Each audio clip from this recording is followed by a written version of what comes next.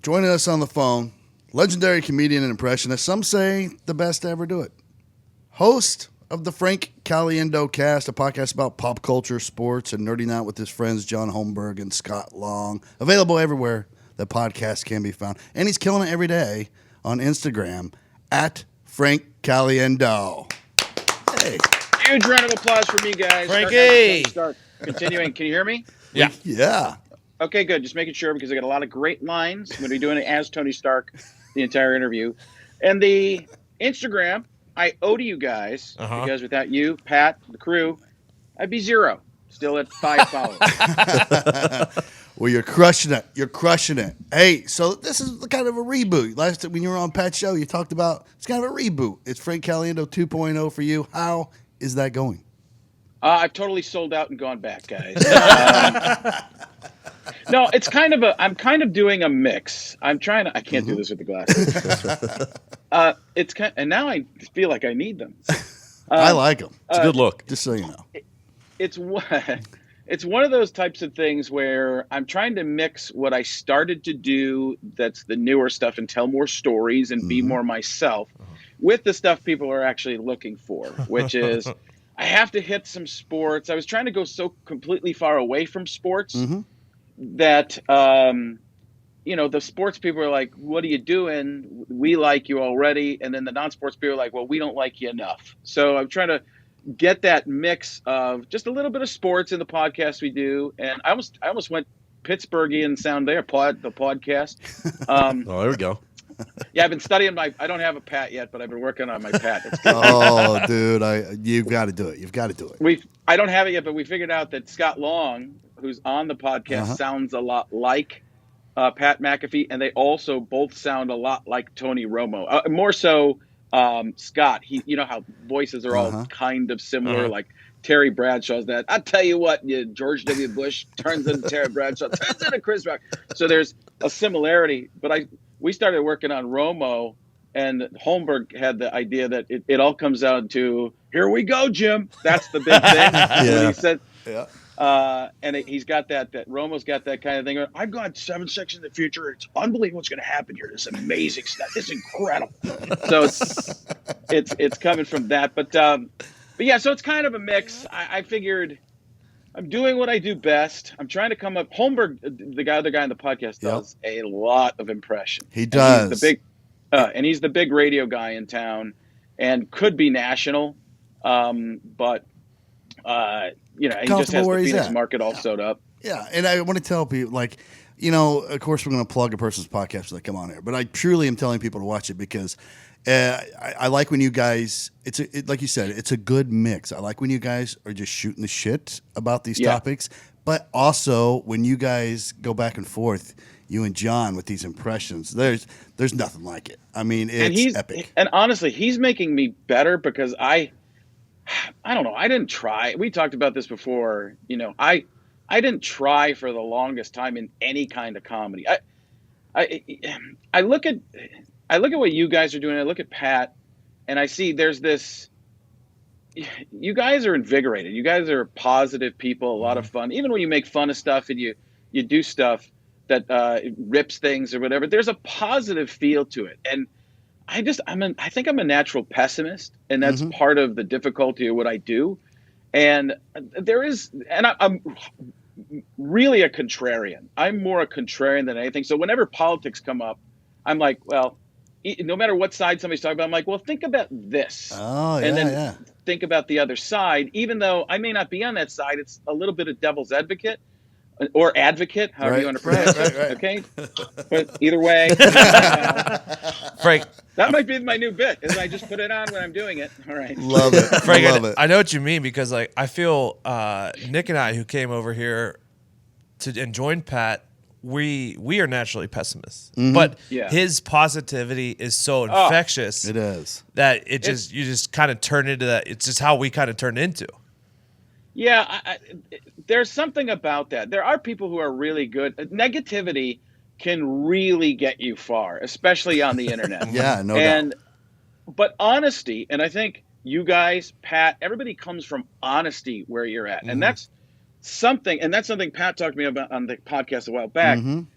he said, come from honesty, however he says it. Honesty. You're gonna nail it, and I can't wait when you get this. Yeah, it'll be real good. It'll be decent enough. And then, but there's that reality, and I was always hiding, and it was always hiding. We talked about that before too, but now although I do, because I do a lot of corporate stuff, and I censor myself constantly, because that's where my big money comes in. That's where I work the most. That, and I do some theaters here and there, and I go work on some new stuff in the clubs. But in terms of, I always have to be careful, because they'll put in some of those clauses and stuff that you can't get in trouble, and then it's ambiguous to what that is. And so I walk a line where Holmberg is just me unfiltered. The other thing I learned about, because he's a 20-year radio guy. He can just go and go and go and go. And it's just with the voice. And I remember one time I was in Pittsburgh with Randy Bauman on the radio. And I was like, I just did 20 minutes of Trump stuff. And it just killed. And I'd never done any of it before. And Holmberg's like, yeah, I do that every day. And I was like, wow. That's the one thing about those legends in radio, is they never run out of what to say. And not only never run out of things to say, never run out of the right things to say. And that's why there's so few of them that have made it to his level. Yeah, and I feel like there's a certain amount of physicality that I add to the impressions that is almost like a cheat. So I go to that stuff. And, when I have the haters who don't like stuff that I do, I think that's what they like, the verbal, constant machine gunning of the character talking, whereas I like to do a lot of mugging and stuff like that, because I come off of what the character looks like. It's why I don't like to do cartoons, and I do like to do a person, because if you're going to do Scooby-Doo, you're just going to, that's right, Raggy, and there's nothing to do with that. You're going to do a Groot, and you guys know you're going to work it in there, figure it out. You might have a prop ready to go, okay? By the way, I have a flashback Thursday. I don't know when we're on and stuff like that. But this will be out Monday. Okay, Monday. All right, so this past week, take a look on the Instagram, at Frank Caliendo. If you can't spell it, the letter C, the word alien, the word do, at Frank C. Alien do. It's me on the Tonight Show maybe 8-10 years ago. I'm not sure when, but it's me maybe 800-900 pounds ago as well. And it looks, I'm next to, Tom Cruise is on the show. He was lead guest. I was second. And I look like I'm about to eat him. And the funny thing is, in my head, when I was there, I was in the same shape as him. That's how out of it that I was, that I thought that he and I were in the same shape. And then I look back at that, it's embarrassing to see how big I was. Not even that just being big, but because I didn't know. And how did I not know that? That must have meant I was making a lot of money and had a lot of yes people around me. Yeah, it's a lot of comfortability. But you had earned that. You'd earned that stretch of time. Let me tell you. I was working hard at that point. I was working really hard at that point. I think that's what burnt me out a little bit. I love that you're enjoying this podcast so much, because here's my question to you about podcasting. As a stand-up comedian, do you find that it helps you become a better stand-up comedian, like with mining new material, and also you're using a different muscle you don't normally use? Way better, because now I can talk more on stage as myself and navigate through a show. I actually get annoyed when I do my act verbatim. If I don't go off on tangents and start to... Now, you're a stand-up comic as well, correct? Yeah. So did you start in that, or did you start podcasting and then do stand-up? I started as stand-up. I was a cop for so long, and so I just went up with these. I couldn't talk about being a cop for 5 years, so I was one of those like one-liner. Everybody wanted to be Mitch Hedberg kind of guy, and then we started telling stories. But when I started podcasting, everything changed. I felt like I just instantly became such a better comedian, because I was relaxed, and I was like you. I wasn't afraid to go off script anymore. Right, it changes you, and it makes it a lot more fun, and you create a lot more and have a lot more fun doing stand-up. If you're doing the same show all the time, it's just bland. That's why Vegas was so bland for me. I was just doing the same thing over and over in a big theater with a band behind me, kind of mocking shows. But if I was going to cue the band, I couldn't go off on tangents as much. And it just became stagnant, and it wasn't as much fun. I'm still trying to find myself. I got bigger literally, but I got bigger, literally.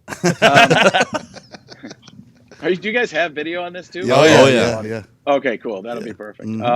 As I poke my eye. That's the problem. I wouldn't let you waste all this if we weren't on video. Yeah. There seem to be glasses hanging from my cornea. Where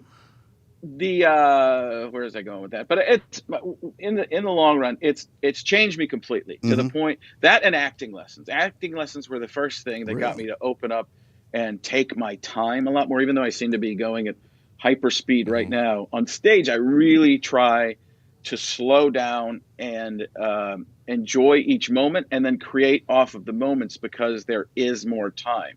But I still have weird insecurities that they're not going to laugh at the stuff I'm doing. It's just a weird, I don't know what it is. And my problem is that I've always been business more than art. And it's not so much that I'm sad if they don't like the comedy. It's that, oh my God, I'll never make more money again. That's kind of where it's coming from for me. I would say no fault of your own. When you came up, comedy was a big business that was easier to get into at the time. So I think a lot of people were that way, and where now I feel like people are starting. Why do you say comedy was easier then? Not that I'm trying to toot my own horn for getting in. More. I just mean for opportunity. I think there was, stand-up comedy was more consumable than to the masses, and if you broke out on TV early or something like that, you were shot straight to stardom. Yeah, and even that was even before me. Was a generation before me. It was even more that where you could do the Tonight Show and you were a superstar. For me, you could do some stuff, and there was no internet, so it was everybody was going to TV to find comedians, and a Comedy Central special could blow you up because they would replay it constantly. It was like having a song on the radio that plays constantly. Yeah, that's the thing about music. Every time they play your music, it's a commercial.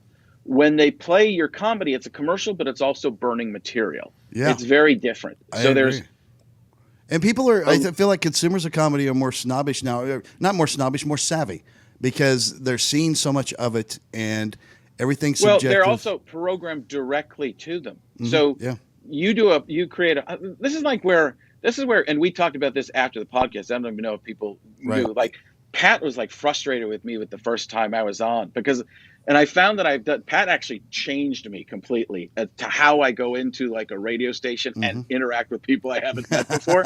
Because I always play a game with people where I go in and I go, we're on the same level. I'm not better than you. You're not better than me. I don't care if it's a CEO of a network. I don't care who it is. I just go in and I'm just me, and I'm kind of a dick, and people aren't used to that. But it's just a sarcasm. It's just a sarcastic kind of version of me that people aren't used to, and they think I'm really ripping them. And I'm like, no. I think you're cool. That's why I'm not trying to bring you down. I'm trying to say, God, you're awesome. I'm messing with you because I feel like I'm in the club. What I found out is, I never got one of those bracelets that lets you into the club to go in and out.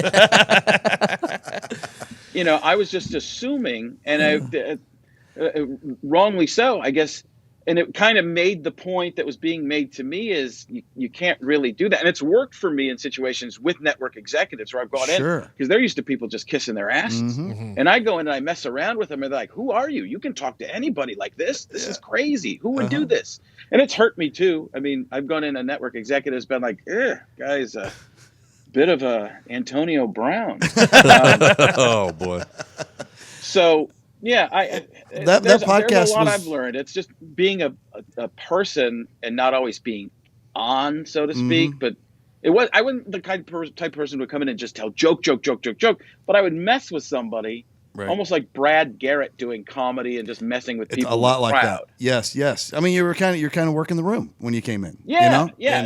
That's all it is. And when people aren't used to that, especially because I think I also had. I didn't understand podcasting, even 5 years ago. I didn't understand, I'm an old quotation marks around. Me too, brother. Me too. Yeah. And I didn't understand the power. I didn't understand what it really did. And when Pat set me straight on the internet stuff and social media and how you come from who you are, I'm still working on that and trying to I have some people helping me with the overall packaging, but then I rewrite the copy. I'm like, well, this isn't even close to me talking. It has to be me talking. Where am I coming from? Right. That, because we'll go, this is the clip we want to do. And I've even started editing more of my own clips and stuff like that, because I know how I like things to be. And listen, the crazy thing is I have like these ping pong videos that do better than my comedy stuff. So it's like, I don't know if that's good or bad. So ping pong moves the needle. Yeah, it does. Ping pong. Yeah, right. It really does. It's weird, but also it's you doing it, so it's even. Well, then better. I joined up with because some social media gurus told me to join TikTok. Yeah, and every time I open the TikTok app, I feel like I'm about to go to prison, because it's just 15-year-old girls not dressed enough, and I'm going, this is just some foreign company videoing us. It's a Black Mirror episode. We've been told that it's China stealing all of our identities, so we stayed off of it actually. Yeah, and trapping your face. Everything can steal everybody's identity from everything. I mean, and that doesn't make it okay for it to do. Listen, that thing as well.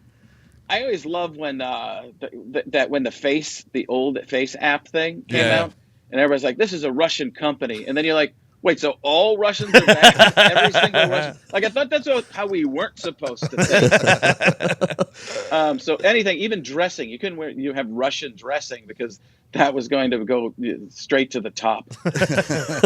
Frank, I have to ask you, as a fellow Italian, have you seen The Irishman, and what did you think? Yes. Yeah, and one of the things I did on TikTok and Instagram that I was extremely proud of was I did the back and forth of Pacino. I heard you paint houses. Yeah. Yes, sir, I do. I did that whole thing, and I did it. I worked at it so the acting was good at it. Probably like 3 hours of rehearsing it. 3,000 views on TikTok. Well, ping pong has 95,000. Although I did narrate the ping pong game as Morgan Freeman, so there was something to it. Sure. But even so, the kids that are watching that, a lot of them don't think it's Morgan. They actually think it's Morgan Freeman doing it, because they don't even know me. That's the odd thing. So when you watch something like The Irishman, or when you watch anything, sports, any movie or anything like that, can you watch it without thinking about doing an impersonation of what you're watching? Not at all. I figured. It's actually part of a problem. I don't always listen. That's the difference between Holmberg and me, too, on the podcast. He listens to every word everybody says and remembers all the names and everything. I'm watching facial expressions, hand movements, and I get more wrapped up in that, and then I miss part of the story. So, and even in The Irishman, I could not get past. Once I saw Robert De Niro kicking the guy in front of the store. Oh no! Hey, I have a very young face, but I move like I'm 90. So that moment that took me out for a while, and I missed like the next 5 minutes of it, because I'm just thinking about that and watching for that the whole time. And I'm OCD. I'm all over the place anyway. So those are struggles for me. But like I said, the stuff with John where I just watch him string stuff together, and I'll have a big blast of something, and then he can keep going, even if it's got peaks and valleys, and he just finds more stuff. And I'm like, I need to do more of that. And as the podcast is going, it becomes, because I'm the driver. He doesn't want to drive on the show. He does not want to be, because he does it on the radio 4 hours a day. He wants to be a guy who just has fun as a guest and doesn't have to worry about segueing or anything like that, because it's way easier. It's just when you have stuff to go to and you have an idea of what you want to talk about, way easier, especially as a guy who could run a show like that for all that time. I mean, as you guys podcast, I don't know who started where, but you start to get that feeling of, hey, this is how you do this. This is how you segue here without seeming cheesy, but also seeming like you know what you're doing. Oh, absolutely. And, like as growing with these guys, we've been podcasting, it feels like forever now. Like, especially these two guys on the couch could step in here and run this if I'm sick or gone or whatever. You know what I mean? And I love like that. I mean, so much. Here's one thing about a lot of comedians, I think you'll agree, is they're lone rangers, right? And they love the spotlight. They want to be the one talking all the time. I legitimately enjoy team comedy. I enjoy team discussion. And these guys have gotten so funny. They could go do stand-up at this point. You know what I mean? Like, they have a following and they have timing now, and they're funny. And I enjoy that ball just bouncing around, you know? It allows me to just sit back. I grew up playing sports. Yeah. And I still have a team mentality. You like to do well. You like to be doing well for your team. But you also like your teammates to do something as well, and you want to win the game in the end. You don't care how you win. You want to get there. It doesn't have to be you hitting the home run. Those are usually the people that struggle with teammates, and it's not good. When you are a teammate. And then when I went to LA, people didn't understand that, because there are more sports people there now, I guess, because there's been more crossover. Yeah. But you go there and they're like, what do you mean you want other people on the show? We want you to be the show the whole time. Like, well, I don't want that. If I'm not talking to somebody, it's not fun. That was part of my problem even in the Fox bits. It was always me to camera, not going back and forth. Yeah. It was me just telling jokes to camera. And when you do that, you can do that for a couple of weeks. But after a while, it's just the same thing. But when you bring somebody in and the jokes come off of the relationship as opposed to the punchlines, then you have something that really works. And then the punchlines are in certain spots. But I don't think people nowadays, from everything I've been learning on social media by just looking at stuff, I don't think punchlines, jokes work in memes a lot of the time. But in terms of people being funny on the internet, it's usually situations and odd things that happen, mistakes. Comedy comes organically, not as a punchline. And that's one of the things that is great when you're doing impressions back and forth, like I do with John Holmberg on the show. When we do that, it's not one guy just showcasing. It's going back and forth and actually setting the other person up together. Like, we came up with something that was completely, we didn't have a plan for it at all. It was Donald Trump in the neighborhood of make-believe on Mr. Rogers. And I was like, hey, I said something like, hey, over there in the museum, what's going on, Hillary? And she's like, boomerang, boomerang. And it was just, we were set in, and John does it better, that voice better. And we were just going back and forth doing that. And that was the whole point of it, is to set the other person up, because you know that person can do it. Let them knock it out of the park, because you know they're going to, give you the Powerball back to do your breakdancing move. Yeah, and how much fun is that? I mean, it's really fun. I see it. I can see you're having fun, and I think that's important too when you're podcasting. Is people can smell if it's not authentic. Like, if you're having a good time, they can feel it, and if you're forcing it, man, they'll smell it out right away and just turn that shit off. And like when I do the podcast with Alan Frank, it's tough to do impressions there, because then it feels like I'm putting on a performance, because Al doesn't really do that, and it just feels like a very stifled. It feels like, hey, what do you think, Donald Trump? And it's just because it's not just Al, it's like everybody does. So when we do those, it's just talking, and I might break into a little voice here and there, but with Holmberg, the thing is, I can use my very particular set of skills to go back and forth with him, because he has those same skills, and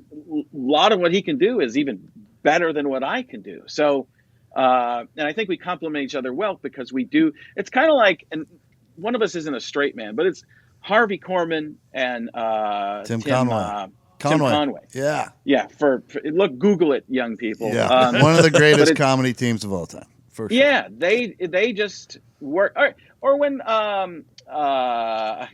what's his name? When Will Ferrell and John C. Reilly are together. Yes. John C. Reilly, he just kind of does that more serious and does that kind of a thing. Hey, I'm gonna wreck it, And then Will Ferrell, just yell, just yelling. I'm yelling. Right. Okay, I know, sounds pretty good.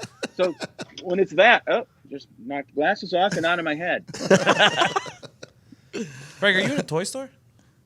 No, this is where we do the podcast. Oh, nice. This is the set you built? This is blatant advertising. Nice. Here, I can go over here, and there is a little fellow by the name of Stephen A. Smurf. I smurfaliciously under Smurf, smurfing on right now. Smurftatiously, smurftastically deny it. Speaking of fun, like what's a fun day for you? You got nothing work wise you know that you're committed to. I just play ping pong and I get away and it gets me some exercise. And I just have, I don't know, it's a way to blow off steam. Yeah. And also, I have some fun. I'm not tactically great, but I have some of the. Yeah, that's good enough. You mentioned Tony Stark. Is there anyone else new you've been working on? Yeah, I mean, I've been working on a bunch of Avengers stuff. There's a Christmas thing I'm gonna put out in a little bit. I've been working on it, and it's just going from Tony Stark to Chris Evans. I'll tell you what, Tony, it's pretty. 5 years ago, we lost, all of us. We lost friends. We lost family. We lost a part of ourselves. One of the greatest things happened a little while ago, where I take my daughter to these Comic-Con things. One's called Ace Comic-Con, and Chris Hemsworth was there, and we got to talk to Chris Hemsworth for a little bit. And I guess he knew who I was. I don't know if he knew at the beginning, but somebody told him or something. He grabs his phone and goes, "Oh, let's do a little bit of this right here." And he takes a selfie, and my daughter goes, "Oh my God!" I'm like, "What?" She goes, "You're in Chris Hemsworth camera roll now." I'm like, "That's a thing?" I didn't even know. She's like, "That's unbelievable. I can't wait to tell all my friends." So it's like, just those kind of moments, and being able to meet people and go and talk to them. And the bodyguard, who's a friend of mine, this is how crazy it was. He was bodyguarding Chris Hemsworth, Tom Holland, and I think who else was there on that one? There were just some huge Avenger people, and my daughter got to meet a bunch of people in the photography group. It was fantastic, and it was just unbelievable. It's good to be you, man. It's good to be your kid sometimes. I'll tell you what, I abuse it for my kids so much. Not a ton for myself, but in terms of me using it for my kids to get some cool stuff, absolutely. I have some shame. I feel bad about it. No, you shouldn't. There's a walk of shame afterward, but it's usually for them, and that's why. Yeah, no, you got to. It's all for your kids. Christmas a big deal for you guys? Do you guys go all out? Yeah, my wife does. She's, I'm half Italian. She's 150% Italian. You had 7 fishes?